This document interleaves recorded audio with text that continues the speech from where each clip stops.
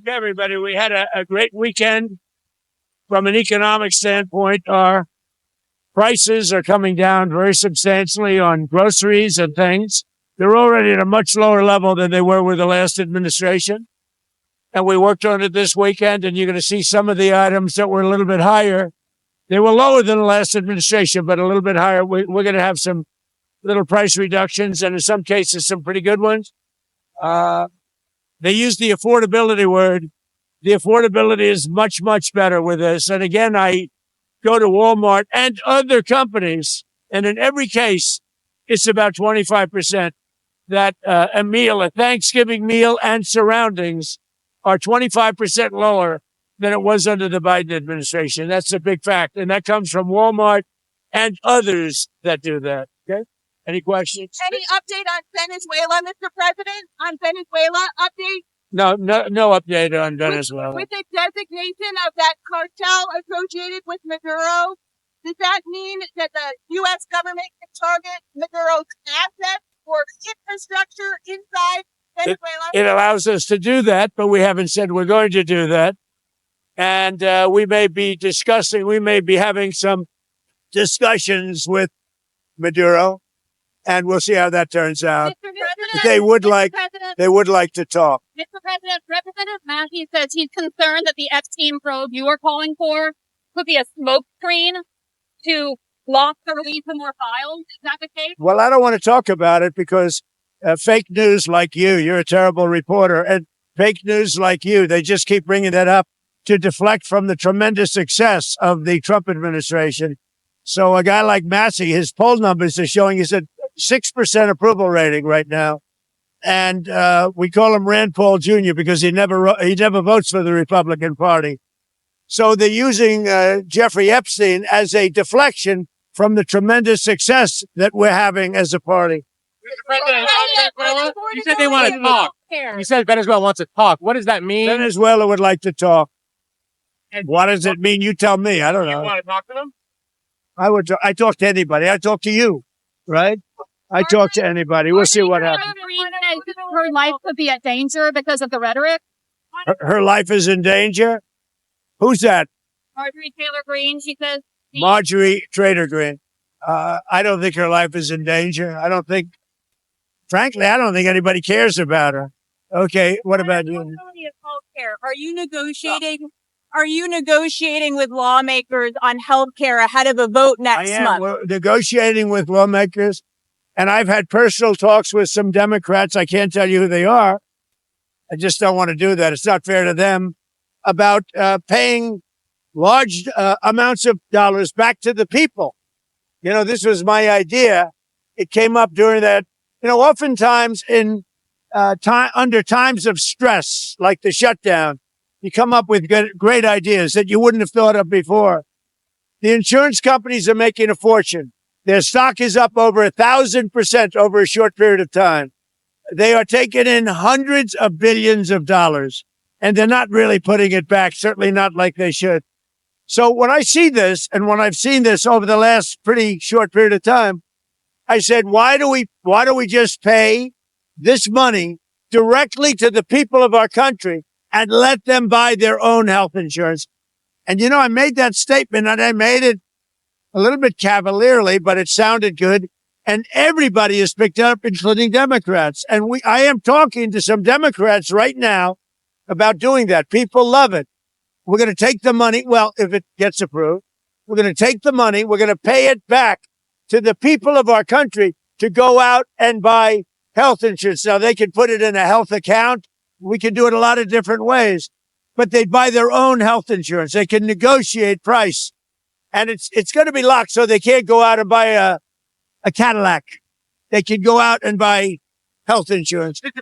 President, is it time for Congress to move legislation that puts pressure on Russia and puts pressure on Putin? Well, I hear they're doing that, and that's okay with me. They're passing legislation, or the Republicans are putting in legislation that very tough. It's sanctioning, et cetera, on any country doing business with Russia.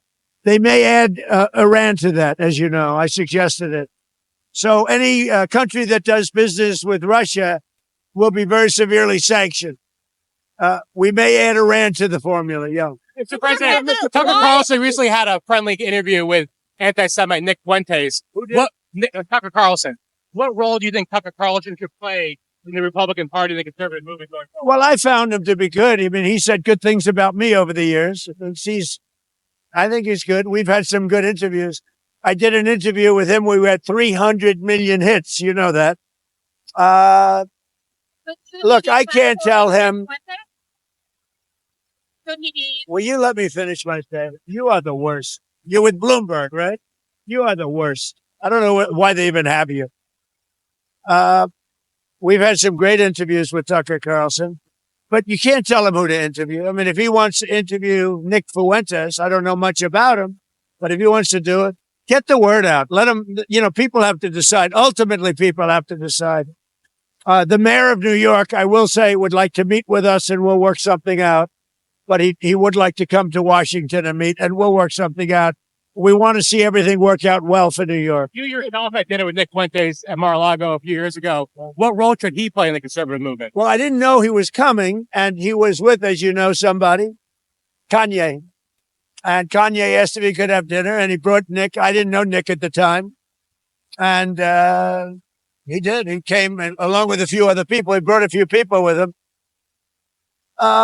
Meeting people, talking to people, like for somebody like Tucker, that's what they do. People are controversial. Some are, some aren't. I'm not controversial, so I like it that way. Okay. On Venezuela, are you discussing options with Congress? Are you going to Congress to discuss potential options you're considering? We like to keep Congress involved. I mean, we're stopping drug dealers and drugs from coming into our country. And I actually told Marco and some of the people, our Secretary of State is doing a great job, by the way. I said, go to Congress and let them know we're not letting drugs come through Mexico. We're not letting them come through Venezuela, and let Congress know about it. We don't have to get their approval, but I think letting them know is good. The only thing I don't want them to do is leak information that's very important and confidential and may put our military at risk, or whoever is doing, CIA, military, etc. But I said, go and see Congress, see the representatives that we're supposed to be seeing, and be open about it. If they say, we don't want you to stop drugs from coming into the country, I don't think that would be good. Yes. Are any other countries committed to helping the U.S. with Venezuela, or is all our action still? Yeah, we have great support because it's all about drugs. Well, in Venezuela's case, it's about drugs, and it's also about thousands, hundreds of thousands of people that they've released into our country. And some are gang members from Tren de Aragua. Some are many are drug dealers. Some are murderers. So in the case of Venezuela, it's the prison population. Their almost entire prison population was released into the United States. You know what that means? Their prison population was released into the United States, and we're getting it out. We're doing an amazing job. We have a strong border now. We have everything. Our country's doing so well. But what the Biden administration did to our country should never be forgotten. And the single worst thing they did is allow 20 or 25 million people to pour into our country. People from prisons, drug dealers, mental institutions, bad people, gang members, to allow that to happen to the United States, totally unchecked and unvetted, should never be forgotten. What they've done to our country is a very big thing, but we are correcting it. We have strong borders now. We have a great economy. The prices are coming down. The Democrats like to use the word affordability, but their affordability was terrible. The problem with the Democrats, they lie. They do it so well. They talk about affordability, but I'm the one that's getting the prices down. As an example, they had the highest inflation in the history of our country. I have it down now to a normal level, and it's going down further. Thank you very much, everybody.